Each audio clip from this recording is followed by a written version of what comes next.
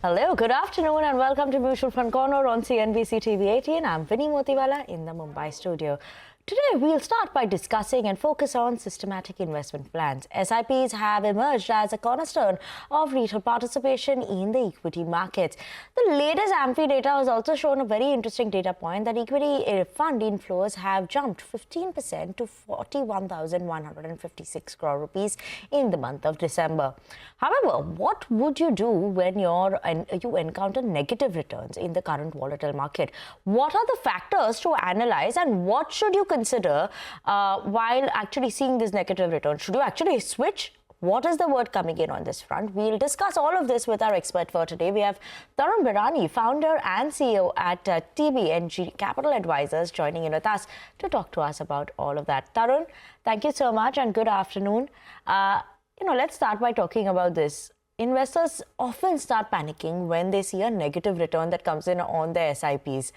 How should they interpret such a phase that comes in the market? And I'm sure everyone faces this in the market once in a while. Given that it is the market, you will see ups and downs. What should the investor do at such a time?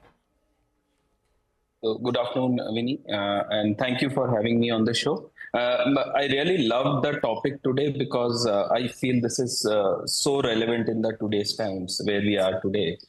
So let me just first give a quick background. And SIPs, I think, is like a cornerstone for Indian economy now, right? I think it has emerged like most of the retail participation of equity markets is coming through SIPs.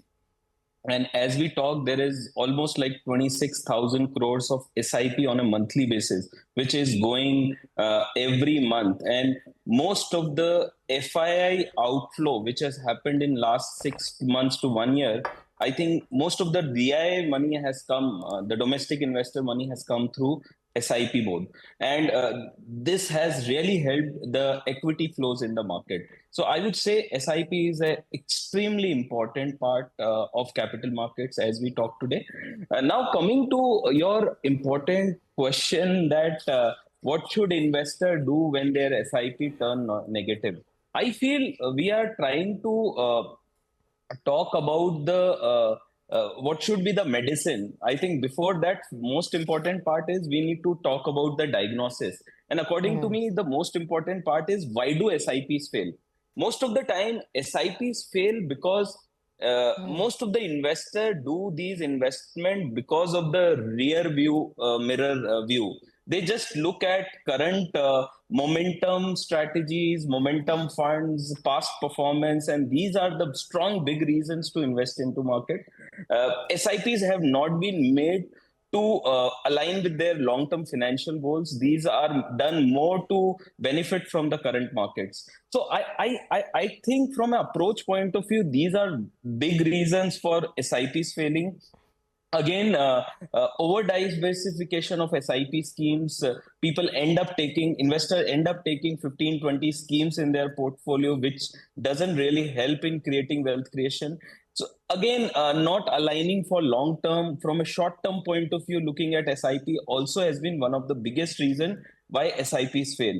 And apart from that, thematic funds, right? Most of the times I have seen last 1 year themes like defense, infra, all these have been like, because the past returns were very good, lot of fund flows has happened into these strategies, and SIPs also have been started in this. But if you look at returns, I think all these strategies have really given bad returns in last 1 year. Again, now I am coming to the solution part, right? What should be the medicine right now? One should take. I think investors need to look at SIP returns from a 5-year plus point of view. I feel 1 year, 2 year, 3 year returns are not a right benchmark, first of all, to look at the returns, because it could be because of the market cycles. And a market cycle takes almost like 3 to 5 years for a full cycle to complete. So looking at SIP returns just from 1, 2 year returns, I don't think is the right approach. Again, the SIP actually thrives on rupee cost averaging. And the whole benefit of rupee cost averaging happens when the market turns negative. So actually, these are the times, interesting time to actually increase your SIP, not to stop your SIPs. Yeah. Okay. Increase your SIP, not to stop your SIP. Obviously, that's important coming in. But, any specific factors that investors should analyze before deciding in terms of continuing, stopping, or maybe even increasing your SIPs? What are these factors that one should watch out for during this downturn? So I think the most important point one should look at while deciding to stop, continue, or increase their investment in SIP is first is their financial goals and timeline. I'm a strong believer these investments are not done to make short-term returns. These are wealth creation tools. The compounding magic comes if you really invest for a longer period, right? So the financial goals, I think that's the most important cornerstone one should look at to decide whether to stop or continue your SIP. If your investment objective is 5 to 10 years away, a temporary dip need not derail your SIPs. Equity investment actually required time to unlock the compounding benefit. Again, the second factor could be the fund performance vis-a-vis the benchmark. If you're consistently seeing over a 3, 5, 7 years, your fund is underperforming their benchmark.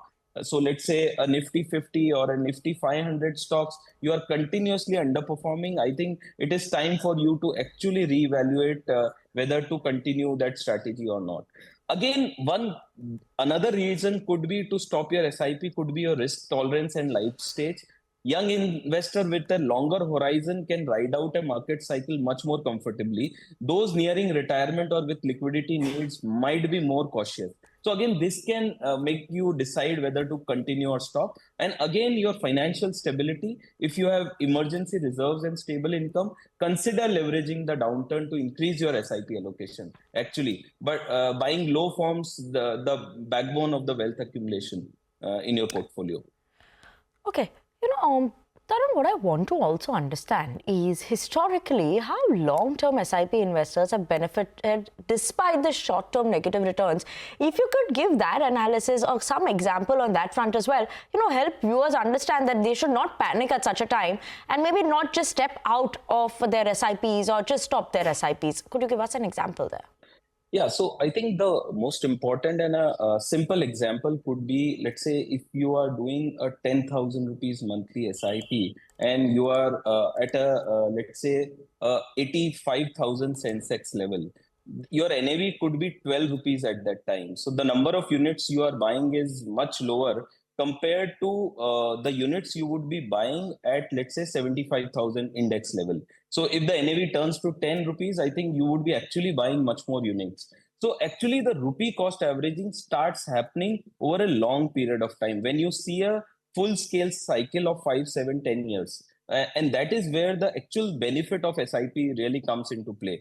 And the most important part is the compounding. If your money is growing at 12%, every 6 years you are doubling your money. And if your money is growing at 15%, you are doubling your money in every 5.5 years, right? So again, these compounding benefit actually can happen only through SIP mode, because when you invest over a lump sum period, you are actually every time thinking whether the markets are good, bad, or ugly, right? But when you are doing a SIP mode, you are actually buying on a regular phase, right? So that really helps you to compound in that period. Again, we have done some studies wherein, say, 10 years back, if you would have invested as a lump sum versus invested through SIP mode, and you have seen a lot of market cycles like Brexit, COVID, all these geopolitical tension, Fed rate hikes, everything. I have seen in the lump sum thing, investors would tend to pull out their money much faster. But if you've done the money through SIP mode, you tend to retain your money. There has been a study done of investor return versus investment return. And we have seen almost like 3-4% return difference because investment has not been kept for a longer time. And due to that their investment returns have been compromised. So I feel over a long period of time, the compounding magic is the large reason of that SIP giving you better returns. Absolutely. The compounding magic always works. And I think everyone always suggests that compounding magic. So do wait on and be patient, I think. That's an important cue that comes in and you have to understand on that front. Tarun, on this topic, what I also want to know, are there any tactical steps, I beg your pardon, that a viewer should take, something like a top-up SIP, especially during these market corrections, that would benefit them in the long run or improve their returns in the long run? Absolutely. I think during these market corrections, consider a lot of tactical approaches like one can do top up or step up SIP. You can increase your monthly contribution, which can harness the lower unit prices. Again, it is potentially boosting your returns in the recovery phases, right? Again, lump sum investment. You can plan some lump sum investment to ensure your rupee cost averaging benefit become much stronger in your portfolio. And in these market dips, so say 20, 30%, 25% fall actually warrants some bit of lump sum investment to come in. And apart from that, rebalancing your portfolio. If you have defined your target allocation of a portfolio, let's say 70-30, 70 equity and 30 debt, and due to market fall, you are observing that has gone to 60%. It is actually a great time to actually pull up your target allocation back to 70% and increase your equity investment by 10% in the portfolio. So I think these are some of the ways through which investors can benefit from these corrections in the market. Okay, these are some of the ways that maybe you can benefit from the market. So do not just get out of the SIP. Wait and look at the long-term returns, right, Tarun? If I'm summing it up right, wait and look out for long-term returns. And there are steps you can improve your returns, step up SIP, lump sum SIP, and other methods that even Tarun mentioned.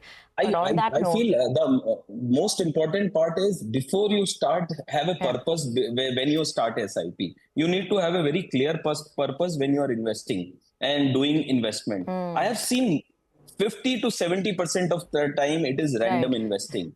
And due to this, most of these SIPs fail. Absolutely. So have a purpose also for your SIP, have a goal. That's the word also coming in from Tarun. But on that note, we're going to step into a very short break.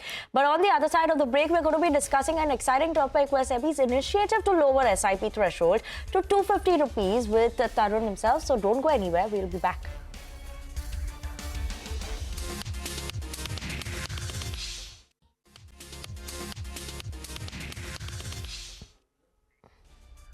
Welcome back and thanks for staying tuned into Mutual Fund Corner on CNBC-TV18. We still have our expert with us, Tarun Birani.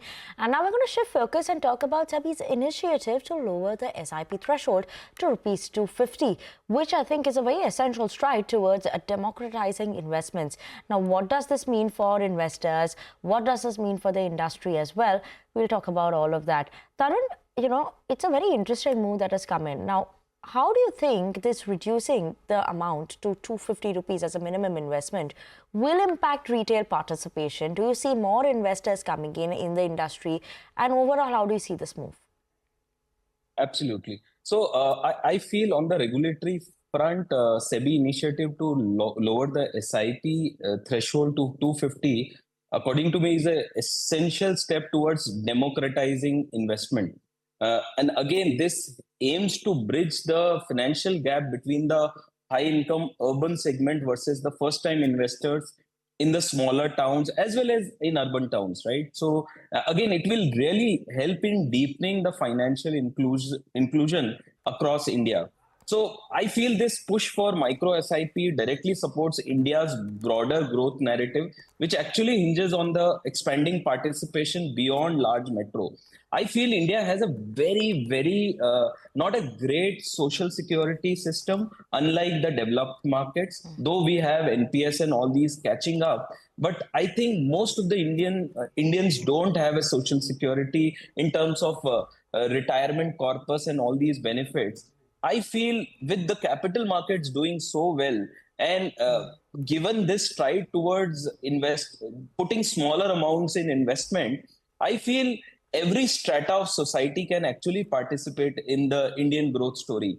And that can really help investors to create a long-term social security for themselves. So I feel it's a great move in a country where the social security is not that great and retirement benefits and all these things are not available to the tune it should be. Right. Tarun, will this move primarily benefit first-time investors or encourage existing investors to increase their participation? What is your thought on that? So I feel actually it's advantages to most advantages to the first time investor who are unsure about locking in large amount monthly. They can test the waters with actually a smaller amount and can see how it works, and based on that they can plan the investment. For existing investors also, it opens up in terms of investing avenue. I think they can start doing some additional SIPs into with a smaller amount. So I think, yes, both the first time and existing will benefit from this. Okay, and your thoughts, especially coming in terms of the penetration we could see for mutual fund industry in smaller town and rural areas. Do you think this will, something increase the penetration there and more participation would come in from that front? So actually, if you ask me, it's actually start to happening with the wealth creation happening in the equity markets. We have observed many tier 2, tier 3 and towns are also participation with good mutual fund flows coming from there. But I feel with this move, it will actually deepen the penetration beyond the metros. And people in tier 2, tier 3 and rural segment can actually start building portfolios even with a modest monthly investment. Again, with the digital accessibility available, I think we have so many such great platforms available, often with eKYC and UPI option. It makes it simpler for remote investor to set up SIPs. And again, it will shift from the traditional saving habit. So if you ask me, the asset classes where most of the Indians invest is gold and real estate, which are physical in nature, right? Again, this shift can really bring in a lot of financialization and a lot of benefit to the economy and growth of this country. So I think it will really help in penetration. Okay, it will help in penetration, especially in the smaller towns and rural areas also.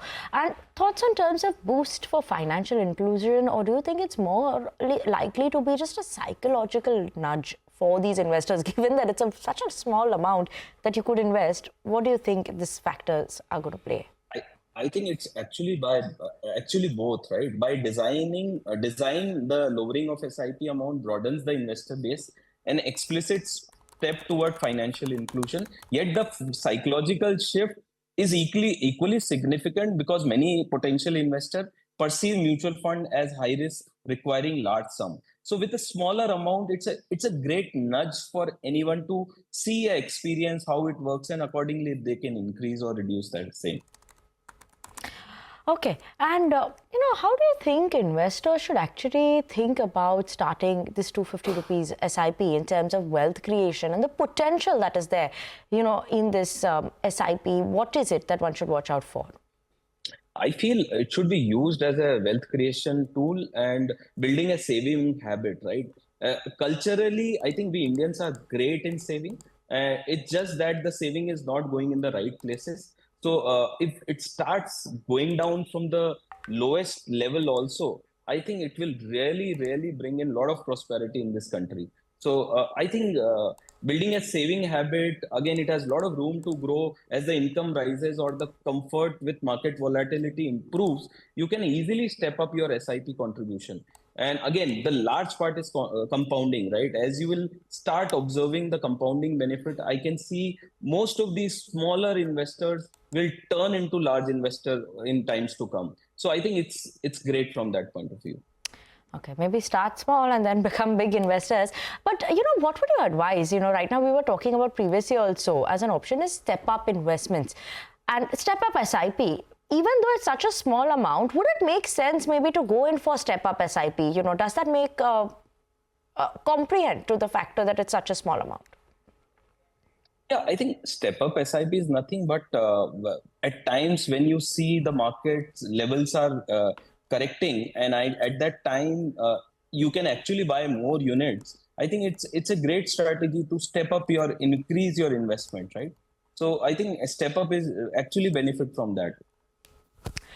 Okay, and your thoughts, this is coming right now, but should a viewer start this sort of an SIP, even if it's a small amount right now? Is this the right time to begin this? Yeah, I think for investors who have not experienced mutual funds, for them, I think it's a great thing. And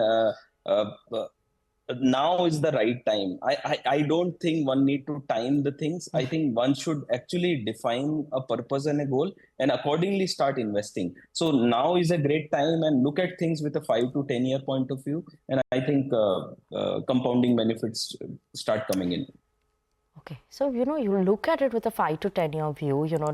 It's a good move that's come in from the regulator itself as well, especially to support in terms of financial inclusion, increase it towards the participation, mainly coming in from smaller town cities, and people who do not have a large amount also can start this and benefit from the compounding interest. Am I summing it up right now, Tarun? Correct. You are absolutely right.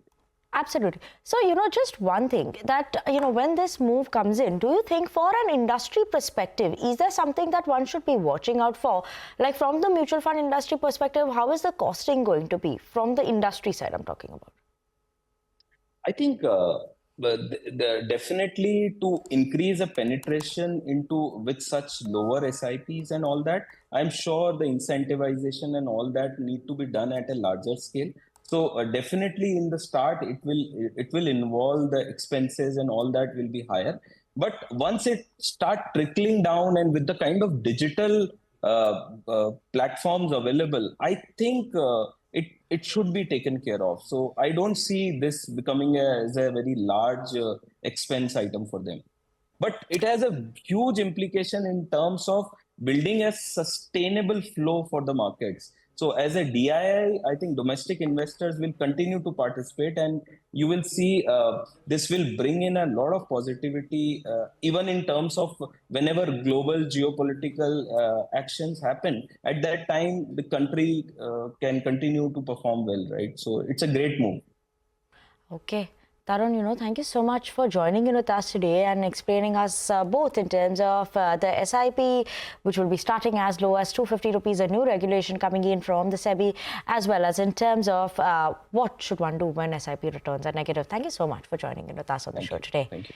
But with that, we're absolutely out of time in this edition of Mutual Fund Corner on CNBC TV18. Thank you so much for tuning in.